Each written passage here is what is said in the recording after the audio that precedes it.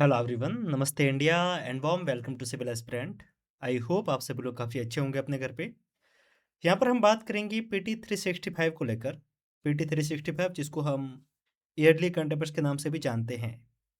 अगर आप सीएससी 2026 यानी कि यूपीएससी प्री 2026 को टारगेट कर रहे हैं और अगर आपने मंथली मैगजीन नहीं पढ़ी है, यूजुअली अगर हम बात करते हैं करंट अफेयर्स का बेस्ट सोर्स क्या है, अगर हम बात करें कि अगर आपको करंट अफेयर्स को अच्छा करना है तो आपको किन किन चीज़ों को फॉलो करना चाहिए।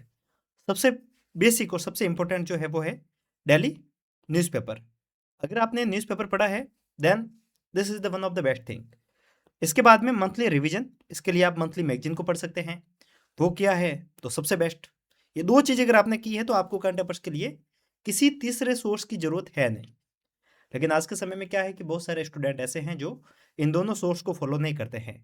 जब आप इन दोनों सोर्स को फॉलो नहीं करते हैं तो हमारे पास में एक ऑप्शन रहता है रिवीजन के लिए, पूरे साल के करंट अफेयर्स को हम एक साथ में पढ़ लें। इसके लिए हमारे पास में एक ऑप्शन है जिसका नाम है पीटी 365, जिसको हम ईयरली करंट अफेयर्स के नाम से निकालते हैं।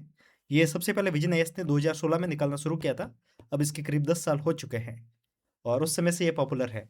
अगर हम बात करते हैं तो अभी तक इन्होंने इंग्लिश मीडियम की मैगजीन निकाली है। अगर आपको इसकी रिक्वायरमेंट है, अगर आपसे मैगजीन डाउनलोड नहीं हो रही है तो मैं आपको नीचे व्हाट्सएप नंबर दे दूंगा और टेलीग्राम की लिंक भी दे दूंगा।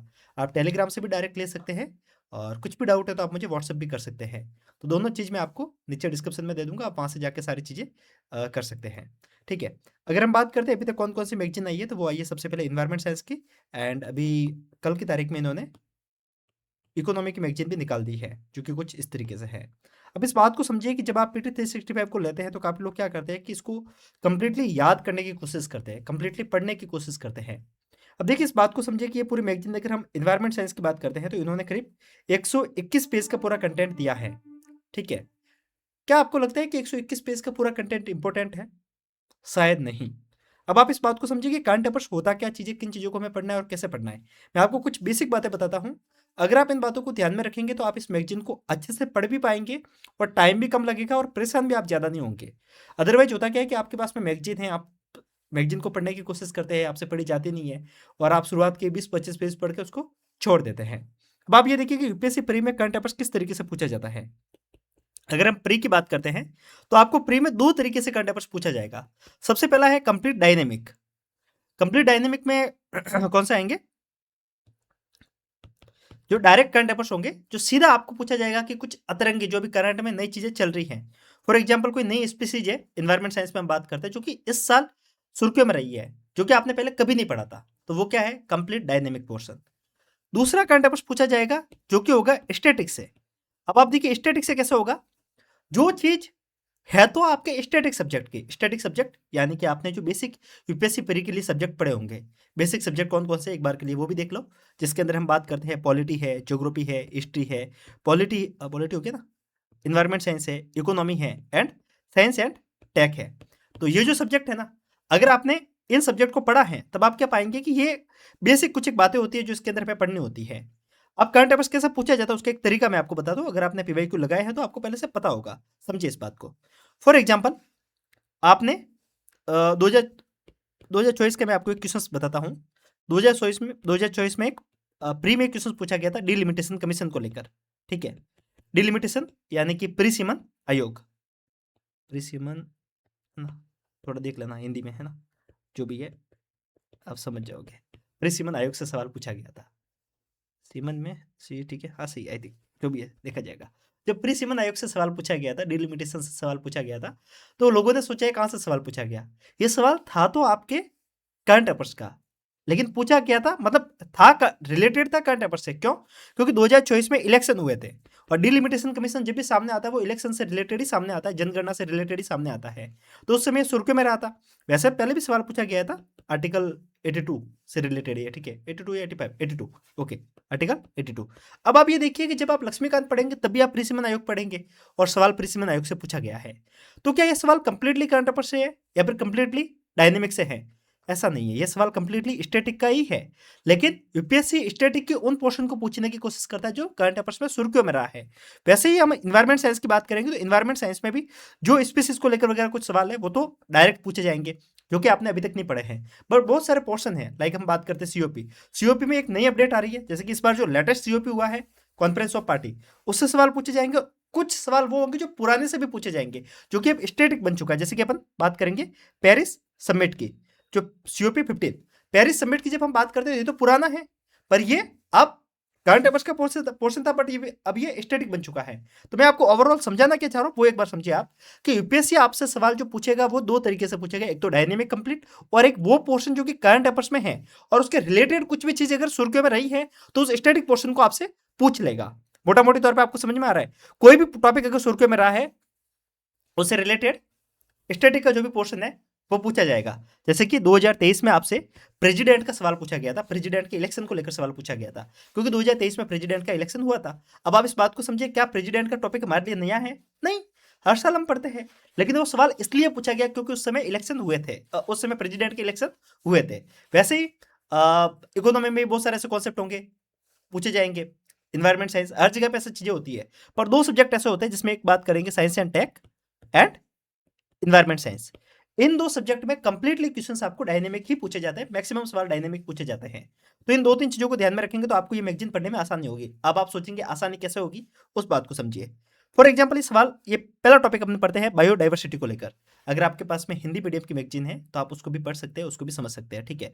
अब इसके अंदर फर्स्ट टॉपिक क्या है, IUCN world conversation conservation conversation नहीं है, ठीक है, आईयूसीएन वर्ल्ड कंजर्वेशन कांग्रेस। ये चीज़ें हमने पहले कभी नहीं पढ़ी हैं, पर हमने आईयूसीएन के बारे में पढ़ा है। इस टॉपिक से रिलेटेड हमें कुछ ज़्यादा पता नहीं है, लेकिन जब आप इस मैगजीन को खोलते हैं तो इस टॉपिक के लेकर इन्होंने बहुत डिटेल में जानकारी दी है। हमें क्या इन कंप्लीट चीज़ों को याद रखने की जरूरत है? मोटा मोटी तौर पर समझेंगे, क्या हमें सारी चीज़ें पढ़नी है? नहीं, हमें सारी चीज़ें पढ़ने की जरूरत है भी नहीं, क्योंकि यूपीएससी कभी भी कोई भी डायनेमिक पोर्शन होगा उससे कभी डिटेल में सवाल नहीं पूछेगा। इस बात को समझना, यूपीएससी ने जब भी डायनेमिक टॉपिक को पूछा है तो उसको बहुत गहराई में जाने से बचा है। यूपीएससी ने बहुत बेसिक बात पूछी है। अगर इस टॉपिक से करंट अफेयर्स में सवाल बनता भी है तो मैक्स टू मैक्स क्या बनेगा, ये कहां पे हुआ और इसकी मेजर अपडेट क्या थी, इसके अंदर मेजर गोल क्या लिए गए, जिसके अंदर अपन एक बात कर सकते हैं कि एक तो अबू धाबी में हुआ, ये बात हमें पता होनी चाहिए 2025 का, ठीक है। इसके साथ में इन्होंने क्या क्या नई चीजें ली, इसके अंदर टोटल 100 के आसपास मेंबर है, इतना याद कर लो। इसके मेंबर कौन कौन से हैं जो लिखे हुए, ये हमें पढ़ने की जरूरत है भी नहीं, क्योंकि यूपीएससी कभी भी डायनेमिक करंट अफेयर्स में इतना डिटेल में कभी जाता ही नहीं है। 100 के आसपास मेंबर है, इतना पढ़ लिया काफी है। थोड़ा हम आगे बढ़ेंगे, इन्होंने किसके लेकर बात की है, इन्होंने सबसे पहले just phase out of fossil fuels adopted for the first time, यानी कि जितने भी फॉसिल फ्यूल्स है उसको हमें हटाना है, या फर्स्ट टाइम अडॉप्ट किया गया। तो ये एक इंपॉर्टेंट बात बन जाती है, किसमें कही गई है, या आईयूसीएन वर्ल्ड कंजर्वेशन कांग्रेस में कही गई है। तो हमें इतना पता चल जाता है कि जो चीज डायनेमिक में पूछी गई है उसमें अगर कुछ यूनिक है वो पढ़ लो, और मोटा मोटी तौर पे उसके रिलेटेड कुछ भी कॉन्सेप्ट है वो पढ़ लो। डिटेल में जाने से मतलब नहीं है, क्योंकि विजन आईएएस आपको सारी चीज देता है, पर इसका ये मतलब नहीं है कि हमें सारी चीज पढ़नी है। ऐसा ये क्यों करता है, उस बात को समझिए कि देखिए करंट अफेयर से इनका कोचिंग वालों का क्या रहता है कि ये कंप्लीट मैगजीन दे देंगे। इन्वायरमेंट साइंस के 150 पेज, मतलब 150 पेज तो नहीं है, करीब करीब कितने 136 पेज, ठीक है। और अभी ये एक मैगजीन नहीं है, ऐसे ऐसे दो मैगजीन और आएगी इन्वायरमेंट साइंस की, तो टोटल समझिए करीब 200 पेज हो जाएंगे इन्वायरमेंट साइंस के, 200 पेज इकोनॉमी के, 200 पेज ऐसा करके जाएंगे, करीब 1000 पेज तो आपके करंट अफेयर्स के हो जाएंगे। विजन आईएएस आपको 1000 पेज करंट अफेयर्स का देगा, फिर यूपीएससी का प्री होगा, उसमें से इनसे करीब 10-12 सवाल फंसेंगे, फिर ये बहुत बड़ा हंगामा करेंगे, हाँ भाई हमारे अंदर से सारे सवाल पूछे गए।